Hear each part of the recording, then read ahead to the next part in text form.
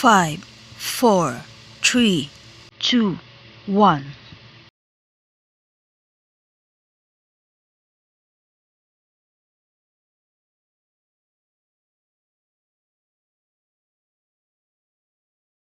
Grade 9. So we are here for laying out our pattern. So we need our pattern pieces for pajama trousers. We have the back pajama trouser or pattern, and then we have the front pajama pattern. So now, in laying out the pattern, let's check our grain line. So I lay our fabric into a lengthwise fold. So check our grain lines. Then, from the edge, measure the grain lines 5 inches. Then, so on and so forth. So, it's equal. Then, pin our pattern. By pinning our pattern, making sure that the needle of our pin is inside our pattern. So, this is our needle, pin needle, then this is the point. Then, gradually pin all around to hold our fabric, to hold our pattern into a fabric. So, make it sure you pin it carefully to avoid unnecessary things for your hands and your patterns. There you go. Make it sure by pinning your patterns in a one-way pinning.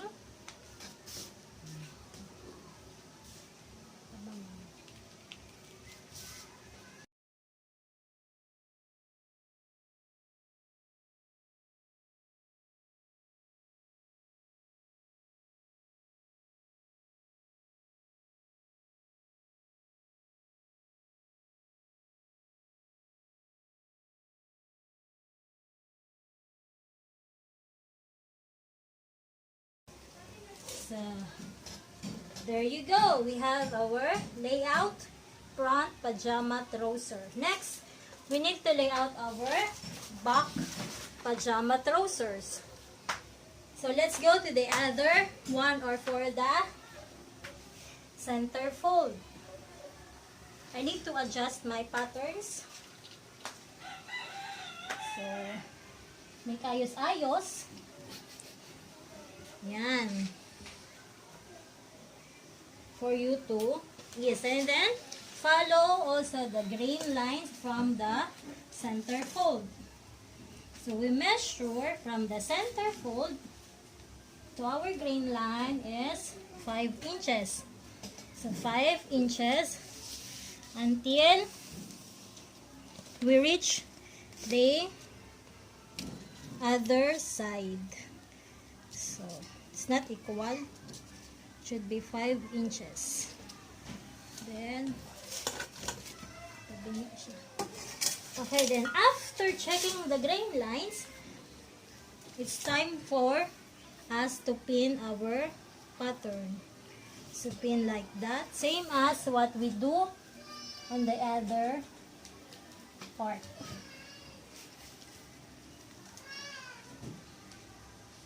So, again, in pinning our pattern, make it sure to pin it carefully.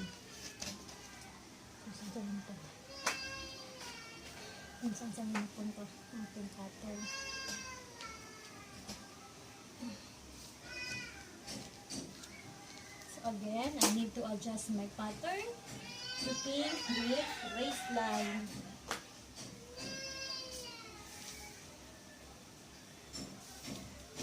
So, pin lang tayo ng pin to hold our pattern into a fabric. So, that's it. So, we have our layout and pinned back pajama trouser. So, after laying out our pattern and pinning our pattern into a fabric, we need to cut our pattern layout. First thing you do is to check if the pin is properly put into our fabric, and then we need to cut from our side, and then do not lift our pattern while cutting. and use a dressmaker shears or gunting pang tela. Do not use a scissor or paper scissor. Okay, next. If you don't have enough pins, you may use a pattern weights to hold our fabric and our pattern. So let's start. So let's start this side. And then always put your left hand around your pattern while cutting. So we use a long and even cut.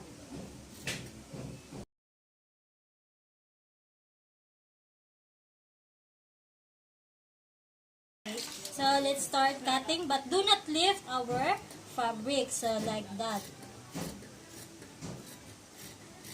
And then do not pull your fabric or pattern.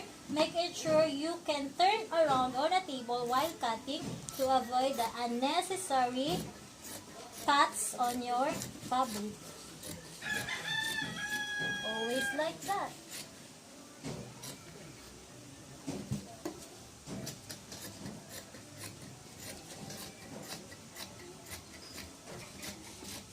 Then that's it. Just because it's hard for me to cut.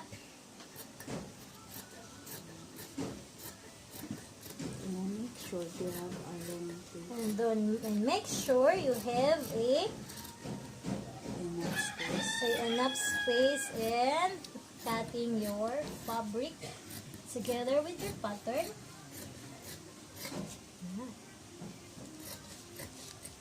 Until you reach the one end. And then I need to pull my pattern like this because I don't have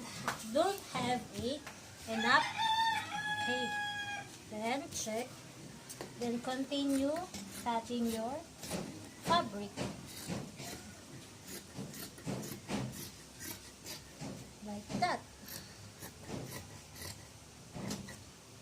So that's it. We have our cat front pajama trouser. So when you notice, we have two for the front pajama because pattern is a 1/4 measurement of your actual body measurement. That's why we need 2 pieces. Okay, now cutting our back pajama trouser. Always starts on the side that reach of your hands while cutting. Then do the same procedure. Okay.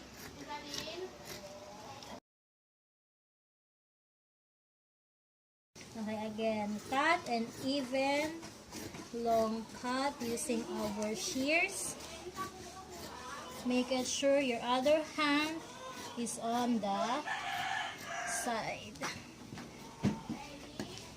Then, carefully cut on the curved line.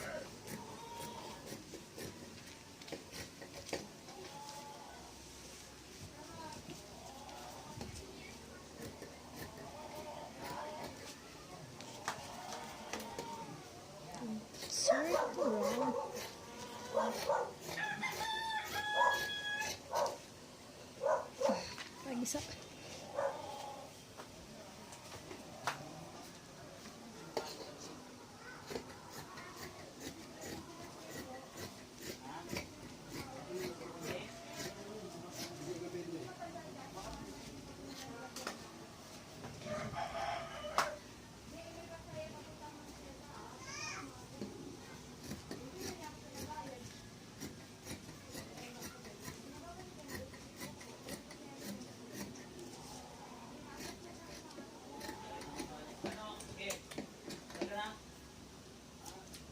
That's it.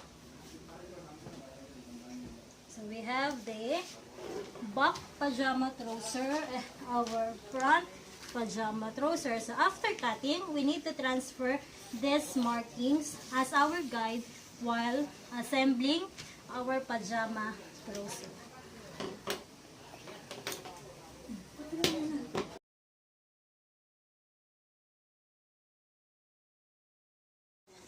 So after we cut our pattern, so we need to transfer our markings into our fabric. So I just transfer the pin from the side to inside of our measurement or markings for easy to transfer our markings. So I don't have a carbon paper and tracing wheel, so I will use a chalk pencil and transferring, and I need a ruler for easiest to transfer the straight line.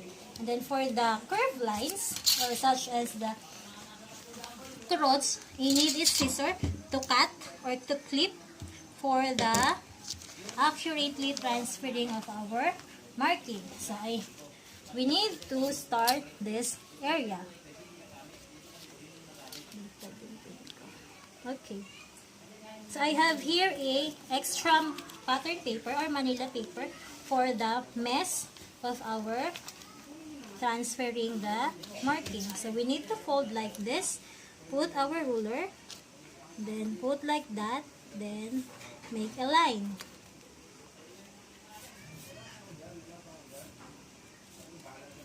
Then fold this one, then make a line. So that we transfer our marking like that. Okay, so do it until we done transferring our markings.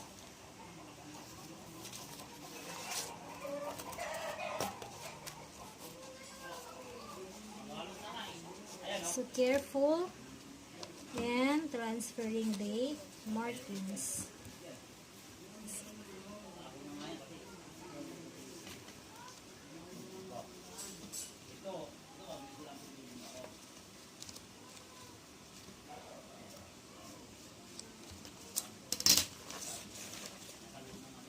So we start in transferring the straight line like that. It's easy to transfer the marking. Make it sure your markings are visible for easiest to sew or assemble your pajama. Okay, so a little bit. Are we done with the other side? Now see, did you see that marking? No. It's transferred already. Okay, the same. No need a solid line. Could be a broken line. So always do your pattern on the wrong side to avoid the unnecessary markings on the right side. Next, on this part, we need to cut or clip until the markings clip,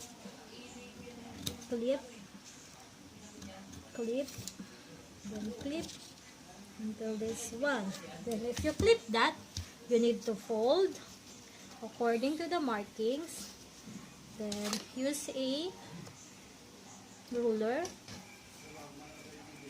then like that.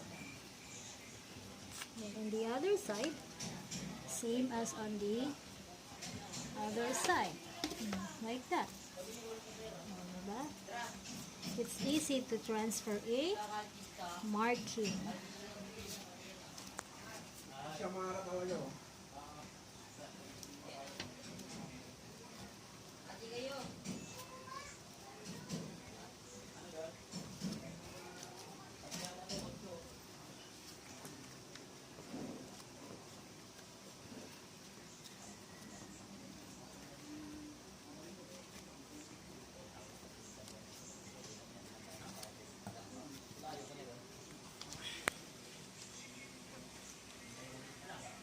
Okay, so that's great. So fold this one, support with the ruler.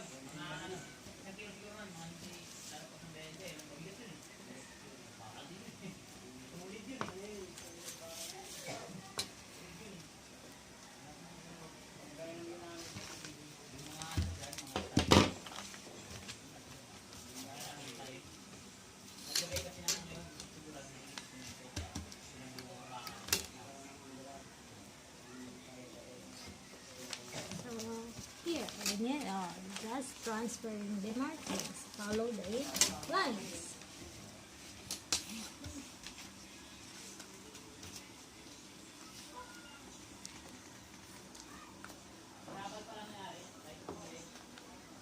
And do this procedure on the same, on the other.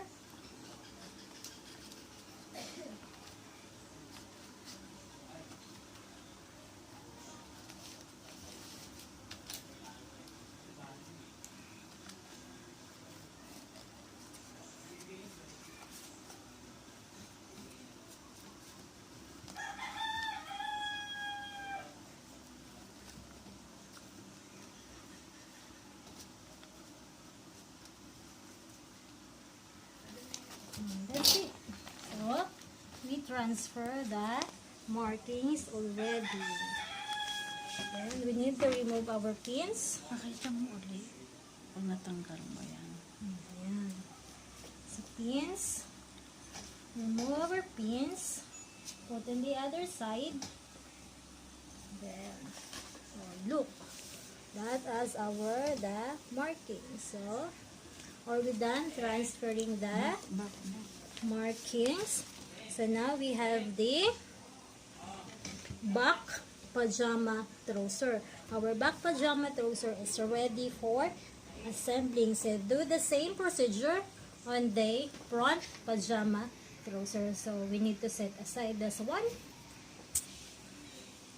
Then, remove the pins. Put on the pin cushions to avoid minor accident or unnecessary things or unwanted wound made from the pins. So, set aside our patterns and do not throw your patterns. You can use that as many as you can depending on if you want to make your another set of pajama. So, same procedure. So, let's do it.